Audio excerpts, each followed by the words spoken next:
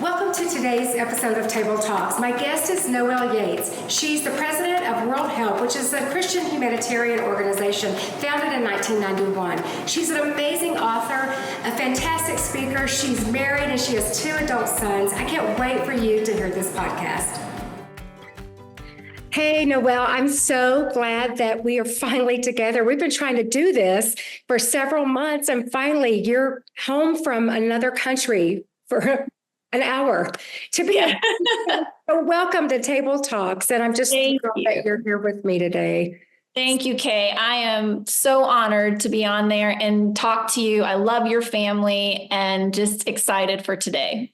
I'm thrilled. And so we first met, I don't know, I have this memory that's crazy. I can't remember yesterday, but I know everything from 10 years ago and 50.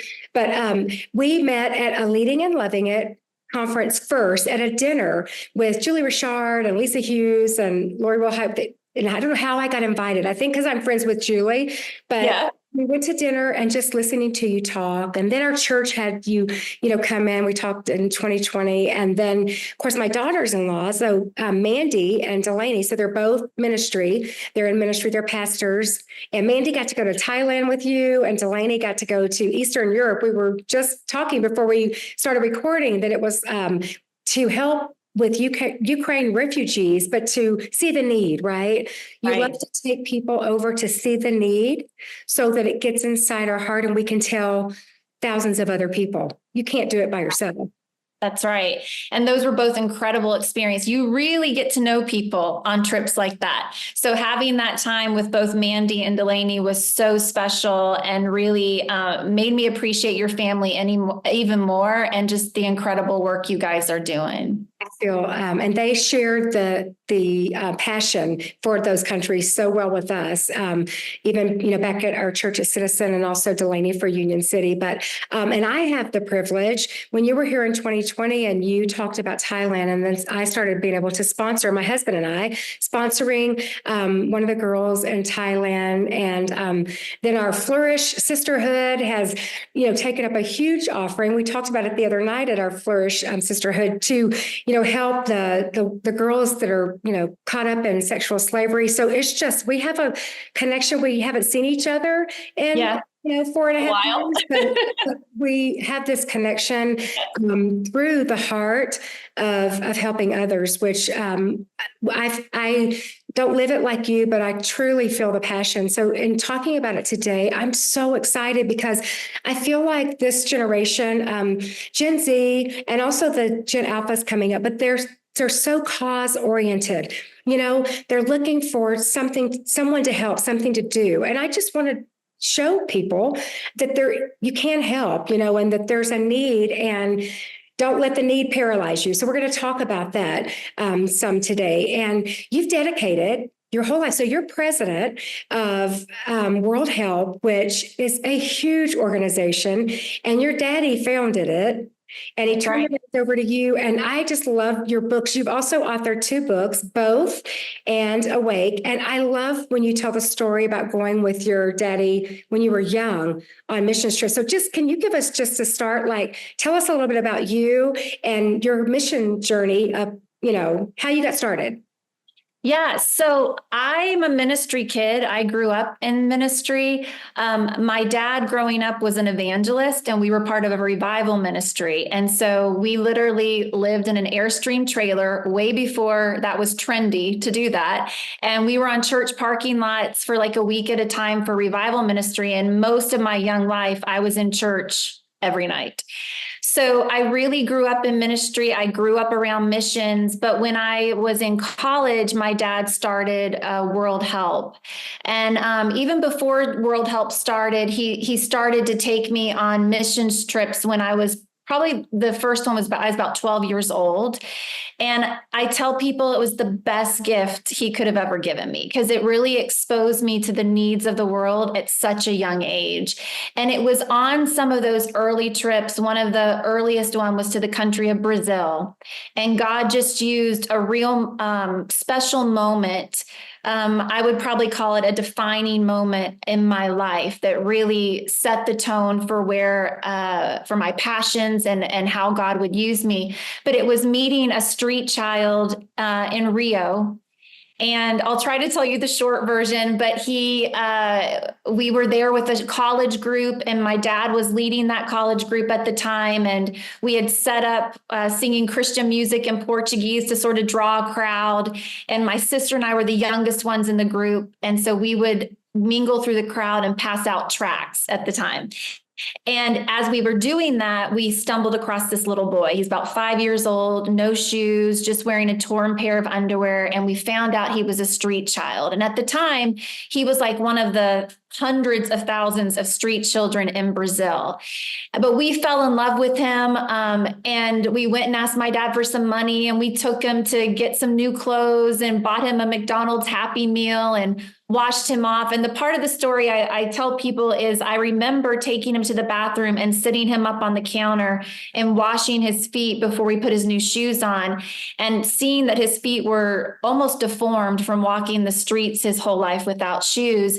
And when I put those shoes on his feet, he stuck his foot out and over again in Portuguese said, "Shoes, shoes, shoes." He was just so excited to have this pair of shoes. And it was the 80s. So it was like a bright yellow jogging suit and white Nike tennis shoes that we bought him. And we never really thought, like, what are we going to do at the end of the day? We were just in the moment. So the end of the day came, our group had to leave, and we had to leave him there on the side of the road in his new clothes, just waving goodbye. His name was Nildo.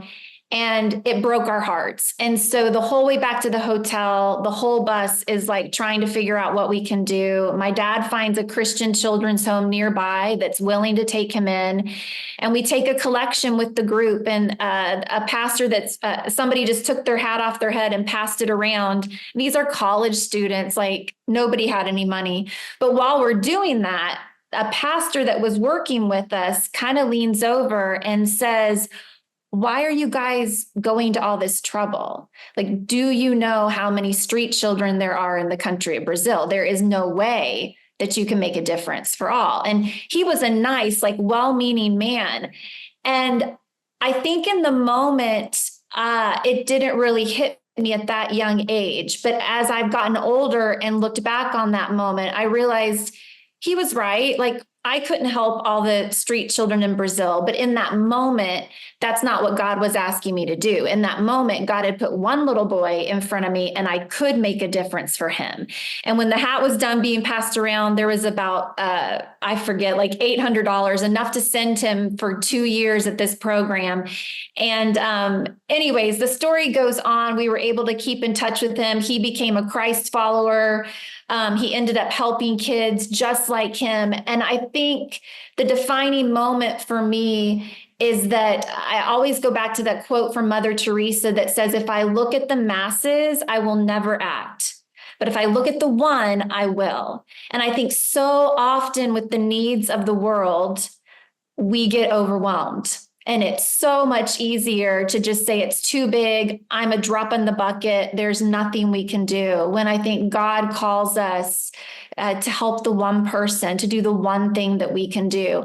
And Nildo at that really formative young age taught me to see the one. And I think everything I've done since then has been built on that principle.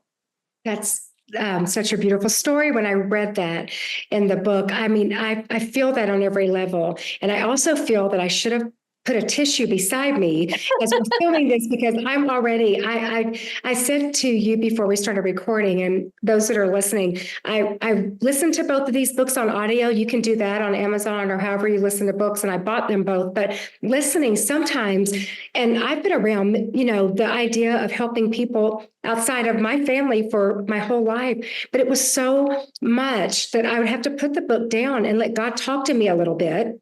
Yeah. Open to read again, because I told everyone the same thing as I was reading your books again, that I needed to see how that applied to me. So I'd read a little bit and think, how can I be a part of this? How do I really feel about that?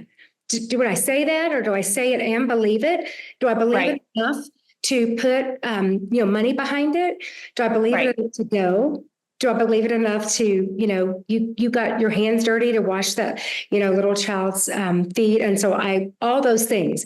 But I want listeners and people that might be watching this podcast too, to go through the rest of this episode together thinking, okay, God, I'm not going to just tune this out and think this is for someone else. Right. But this is for me. So what am I called to do?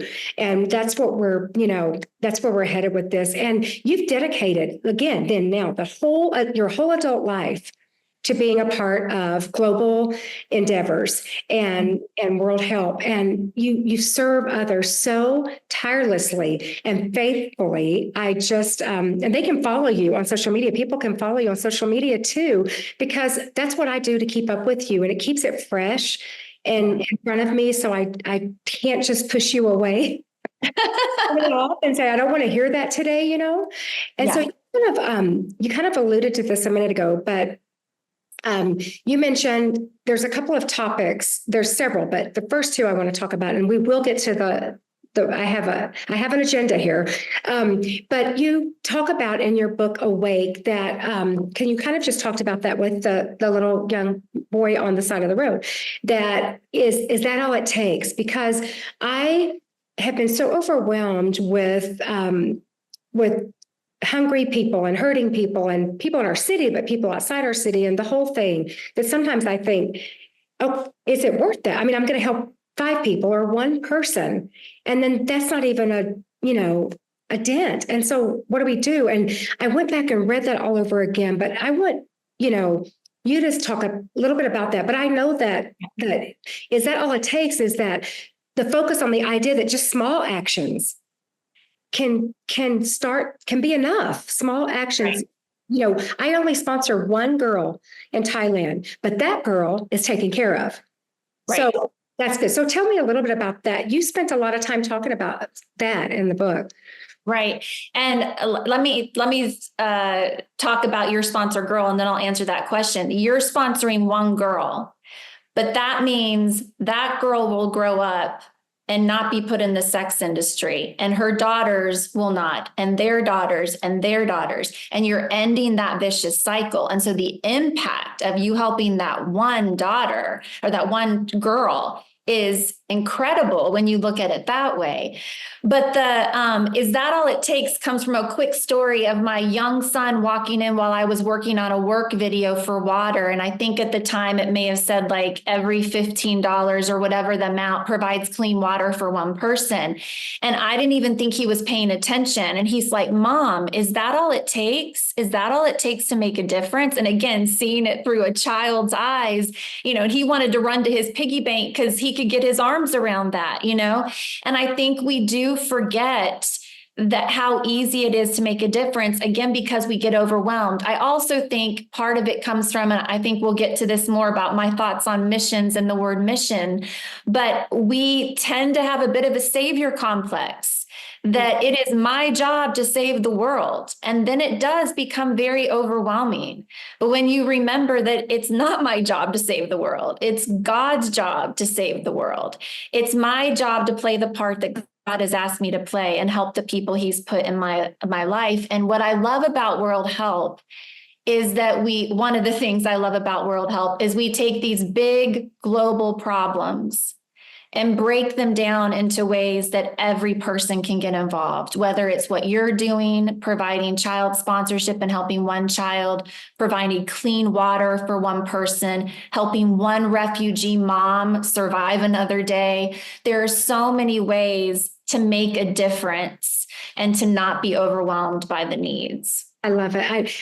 I have your book in front of me, so people are just listening, but I highlighted some things because it's all obviously it's inside of you, so you wrote about it. And you said, we go to the ends of the earth, not because we believe we are the heroes and not because God needs us to accomplish his work, but because it is an expression of the faith we say we take so seriously. So that's why I could not read your books and listen and talk. And I was so glad I was already sponsoring from World Help, because I thought I would feel I would feel like I hadn't done my part, but that is huge. And you said we will seek justice and healing and restoration of the world because as children of God, we ourselves have been justified, healed, and restored. So we're taking the hope of Christ. Let's just go ahead, because I'm going to talk about something else. But let's just talk about you. Also, I love you just say it like it is in your books, and you don't paint it with pastel colors and flower petals all around it. You just say it like it is, because the need is so great. But you start out talking about in both the book, about the word missions. So let's just go there, and then we'll finish up.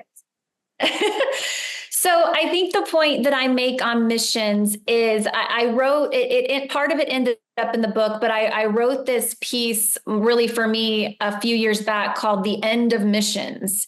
And it sort of just poured out of me one day when I was on a trip to Guatemala. I was sort of evaluating my life's work and all the years I've been in this and seeing the needs. And it literally just poured out of me. And I was typing as fast as I could on my phone. And some of the words that came out were, I'm on a mission to end missions. And which sounds very harsh, especially when you lead a mission organization. But as I processed through some of that, I realized that I just didn't like what missions had become, or the perception of missions. And the subtitle of my book is Living Beyond the Either Or of Your Faith. And what I felt had happened to missions is it had become more about just the saving of souls and forgetting the needs of the body, and pitting those two things against each other, that one is humanitarianism and one is more spiritual than that. And I didn't like that, and it didn't look like the missions I was experiencing and the impact that I was seeing all over the world. Loving your neighbors is just a mission trip you take once a year. And that what's actually more important is the number of salvations and souls saved. And the truth is, I believe the power is found in both. Missions to me is more than whether you're interested in traveling, whether you enjoy other cultures. It's more than the trip you may choose to take once a year. It's more than the missions emphasis week you may have at your church, although that is wonderful. But all of those things are choices and checks that we can put into boxes instead of the expression of the faith that we say we take so seriously. And as people of faith and as Christ followers, if we believe what we say we believe, then this is not a choice. This is simply how we should live every day. And does it express itself differently in each person? Absolutely. But it's not a choice we have to be interested in it or not. And so that's really where all this started. But I think in order to really understand it, you have to understand what World Help is all about. And so what we say is that it's help for today and hope for tomorrow. And what we mean by that is that we believe without clean water and medicines and food and clothing that our bodies need, well, then faith means very little to people in need. But without the faith that really feeds our souls, then all of those other things become a short-term fix. But when you focus on both, body and soul, that's when true transformation happens in people's lives. And that's what we mean by help and hope, meeting the physical and the spiritual. And what I love about that speaks to both the help and hope and also to what missions should really be about is it's what Jesus taught us. And I think when I try to explain this help and hope concept, the best example I can give people is found, it's the story found in Mark that we're all familiar with, the woman with the bleeding disorder. She had suffered for more than 12 years. She's desperate for healing. She reaches out just to touch Jesus, afraid she's going to be rebuked. And instead of rebuking her, he gives her a blessing. And he says, go with peace in your heart and free from your suffering. Peace in your heart, free from your suffering. And to me, that's the best definition of help and hope. He met her very real physical need but he also gave her that hope of peace in her heart. And so to me, that's the beauty of help and hope, and what true missions should look like wherever we're called. I love that because, and that's why your book is titled Both, because so many times people want to do the philanthropic thing. They get moved, but it's just a humanitarian effort, that's a step in the right direction. But to offer both, offer, we're going to come in and use, maybe quite probably use your something we can do for you that's day-to-day help, whether it's medicine or water or clothes or eye exams or whatever it is. And then we have earned the trust to be able to talk about Jesus. We're going to show you Jesus before we tell you Jesus a lot of the times. And that's not how it's always been. Right. The mission world, it was just tent revivals, which they still, people became Christians, which is great. But I love now that, if you really do your research and organizations like World Help, that it's not just a one-shot thing, one-stop shopping. You're going to go in and help, but you're making sure that when your team pulls out, when you leave, it's still having an effect. They're still being taken care of. And you have boots on the ground in all these countries where World Help assists. You have people there that you have trust, and missionaries and people there, people that are with the organization that make sure the finances and funds are used appropriately. So it has all the checks and balances to make sure that people are being taken care of. Just like Mandy told me, the woman that's was on the ground in Thailand, they were just she'd given her life to be there. Yeah. To these girls that are already in, sex slavery, and helping them try to find, help and hope and future. Just so I want people to hear that, there are organizations out there that you don't know where all the money's going. You don't know that it's really doing what you say. And I love that when that money just comes out of my bank account every month to World Help, that my sponsor girl is getting taken care of, and it's going to what I said it was going to go to. So I want to really stress that organizations that are tried and proven, and right. There are many, but there are also some that I just wouldn't give my money to just because I need to know. Well, and if, there are lots of people that are doing it right, and lots of people that do understand this concept that I write about in the book, but I'm constantly surprised at the people who don't, or that push back. Why do you focus so much on the humanitarian side? Are you giving them a Bible when you do that? Why do you only give them Bibles? Are you giving them food? So there's people coming both sides of the issue with different expectations. And a couple things that come to mind. There's this quote from an African head of state, and he said something to the effect of, you can't do healthcare to dead people. You can't educate dead people. You can't evangelize dead people. You have to have them alive first. And just really the practicalness of that. And then another one of our partners said something profound. He said, hunger has no religion. And, I just think that's so true in our work, that when people are hungry, how can you share the gospel with them if you're not willing to feed them as well?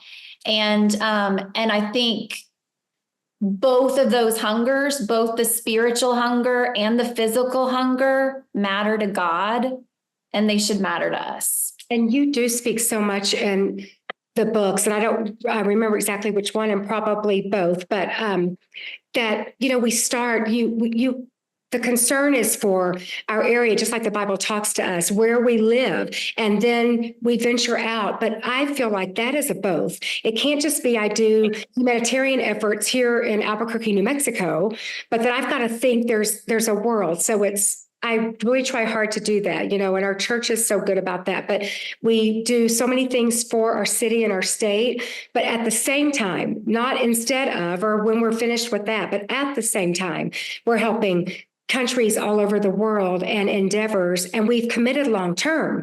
So right. We're not just a shot in the dark. We've committed long-term years to organizations. So I think that it's all of it. And which leads me to my next point. Another thing you said in the book, Awake, is you talked about the ripple effect. And you tell a story with that, and it sounds so easy, like, oh, well, I know that, but we don't know it, or everyone would be throwing one stone into the pond. So can you talk about that a little bit? Because those were just really important to me as I pondered my own thoughts on people in the world and who I needed to be helping and how could I help. Yeah. So you mean like the ripple effect Yes. of what your gift does? Yeah. Well, I mean, honestly, what we said a few minutes ago, I think is one of the best examples of what you're doing, helping the girl in Thailand. That's a great example of the ripple effect of your gift. Again, when you give a gift of clean water, you're providing that clean water for years to come. And you're also giving them the living water at the same time that will never grow old, never be dirty, never run out. You're introducing them to that. So I think there's so many impactful ways and these ways to give that live beyond us. And I think specifically what we've already talked about in the area of trafficking is a great example because you're ending that cycle. But I would also say just with poverty in general. So if you're one of the phrases I like to use when it comes to the children we're helping in that area is we're interrupting their life with freedom. And by stepping into their lives and interrupting their lives with freedom, that means they'll never have to go into the sex industry at all. We are stopping it before it even happens. And so they now have a chance at an education. They now have a chance to get a job. They now have a chance to support their own family. They will be introduced to the gospel. They will grow up to be the leaders of their country. And that's how we begin to change things from the inside out. And we see complete cultures change because of this investment. So I think that's a great example of the ripple effect we have by interrupting lives with freedom. It sounds so simple. It really is that simple. It is that simple that we do, the one thing. And you give so many examples in your books. You tell story after story after story because you put a real life to the point you're making, which I think is so important that we understand that these are real human beings who just happen to be born somewhere else or happen to be born to a family that they don't have what they need. We were fortunate enough, blessed enough. God saw fit. I don't understand it all, but why I was born where I was born, but that I have means to be able to make that lasting difference. And again, you tell so many stories. You also just a moment ago, you almost said there's one of your bios. I thought I had written it down. I might have months ago when we were going to do this, but your bio said something to the effect that what you wanted to leave.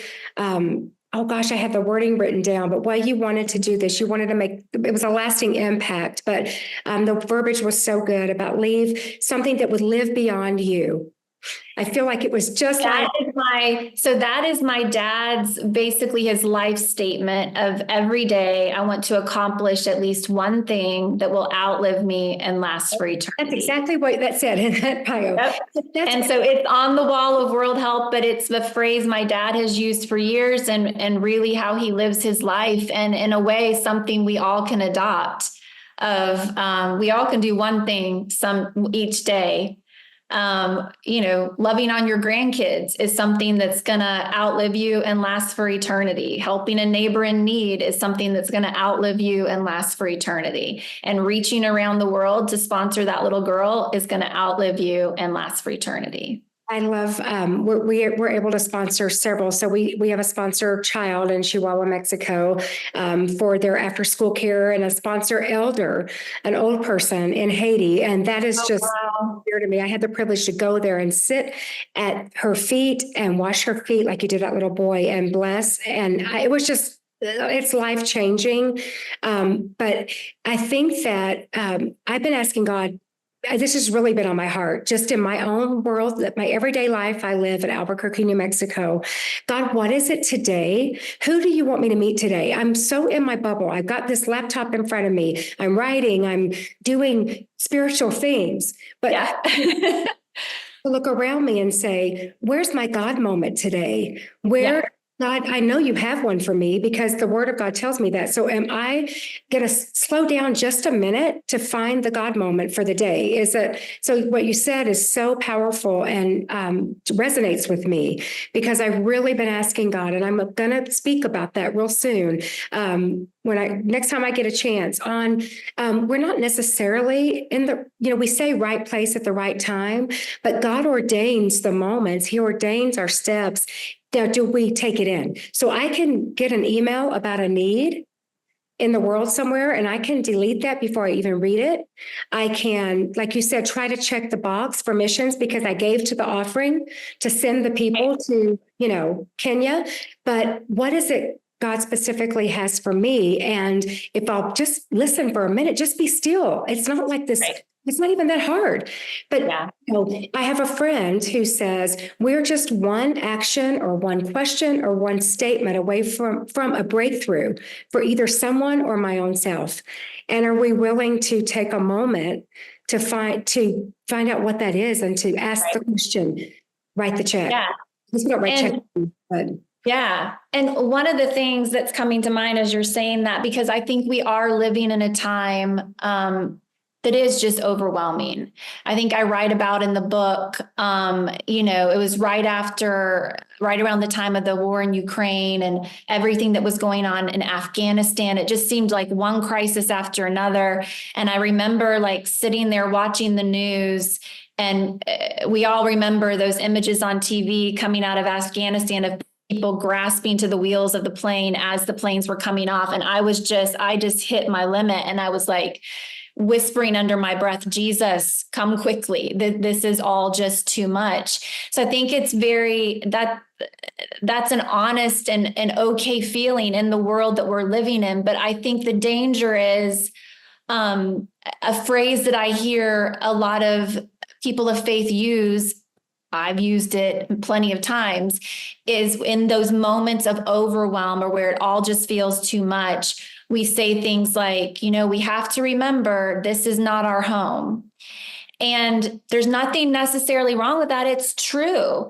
But I think the message it inadvertently sends to people in need is your pain and suffering is not my problem, because after all, I have heaven to look forward to. And I think that although this is not my forever home, it's my home right now.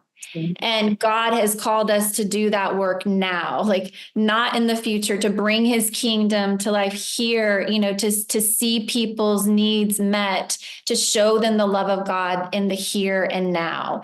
And so I think it's just part of that tension of being a believer, I think when we get overwhelmed by those needs, it's going back to what I said before, we're confusing what our job is. Yes.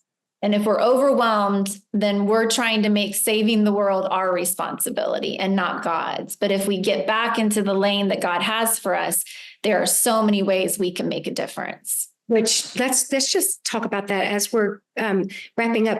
40 minutes goes by really fast. We have like 6 more minutes. It's crazy because I get just so into the topics, but practical, tangible steps, because I feel like today you can take action. Someone can take action right now today and start feeling like that they're making a difference immediately. So through World Help, I mean, that's your baby. And we've been partnered with World Help since the beginning of the pandemic, so going on 5 years. And so we really feel confident in you and your organization and your team. So give us some practical steps that we can make a difference today. Yeah. I think one of the most practical things you've already talked about, and that is child sponsorship. And I just got back from Africa, and that's a place we've been working for 25 plus years. And we've been working there long enough and involved in child sponsorship long enough that I'm seeing the other side the other side of hope, what I like to say, that I'm seeing those kids that grew up in our program and the difference it has made in their life and what they're able to do with their lives. And the whole trip was just story after story of, I was in the program and here's what I'm doing. And now I'm a doctor and now I'm a nurse and now I'm a teacher. And there's no better way to impact a life than through child sponsorship. And I know for a lot of people, they've heard about it. Maybe they've heard about it so much that they just don't even think about it anymore. But it is one of the best ways to change someone's life and the easiest next step to get involved. If you have a family, if you have young kids, there is no better way to teach your kids about the world and about giving back than to have children like you've picked out that you're sponsoring around the world, and you can share their story. You can pray for them. You can write them letters. You can send them gifts. So I think as a best next step, that would be it. I would love for everyone to learn more about World Help, and there's plenty of other ways, whether it's Bible distribution, church planting, refugees, women empowerment. You know, if there's something that God has placed on your heart, I bet we can connect with you and partner with you on that. But if you're looking just for that next step, I'd recommend child sponsorship. So honestly, I love automatic withdrawal from a bank account, because what we say at our church is it's obedience that's just automatic. I don't have to think about it. It's just automatic obedience, and I pay my bills that way. So I don't even honestly remember what I give every month to World Help to sponsor a child. So I'm sure it's different in every country. There's a different amount. So if somebody's listening thinking, I don't know if I can afford it, it's not that much. In my personal opinion, it's like 3 coffees. Yeah. And it's really not a big deal. I don't know, is it 40? It's $40 a month. Yeah. Yep. But I mean, it's really not that big a deal. And it's only 2 trips to Chick-fil-A anymore. Yeah. Not much, to just do something. $40. And what does that do? What do you do with, what happens with the child sponsorship money? So that does look a little different in every country, as you probably know. But the basic things it provides is clothing, food, medical attention, a chance to go to school. In a lot of these countries that we work with, I'm sure you're familiar with, but culturally you have to have a uniform in order to attend school. So even though school might be financially covered, you can't go unless you have a uniform, and your family may not be able to even provide the uniform. So there's things like that, school supplies. And then most of our kids are part of programs where they're hearing about Jesus and just hearing that he has a better plan for their life and that they really have a chance to dream. So every country looks a little different depending on what the needs are. Some of the kids stay with they're with their families and we're able to help them. And some of them are in more of a residential care program where we're able to meet their needs better that way. I love it. And I know this, you spend your entire life now, your boys are older and you have, more time theoretically than you used to. You're not raising a family at that point, but you spend your entire life finding the need and then trying to find those who can help fill the need. That's just, I see it on your social media. You're going out to these countries when there's a crisis or a war breaks out or something happens or famine or an earthquake. You run to go see what can I do? What can World Help do?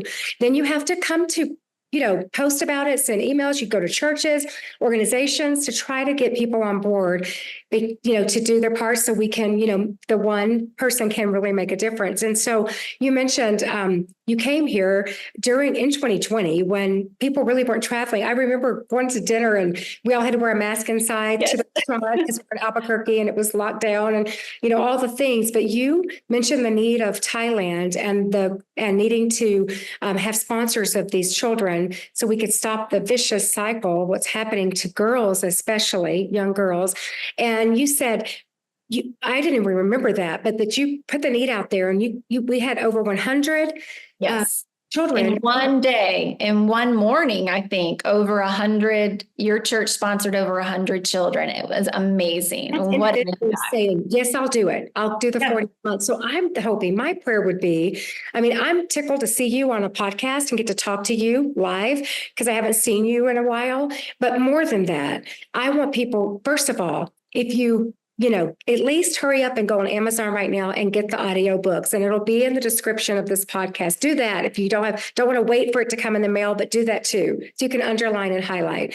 But I want them to be. I want this episode to reach people that would say, I want to do it. I want to do it today. So, I mean, there's so many ways, but basically you can just go to World Help to your website. Yep.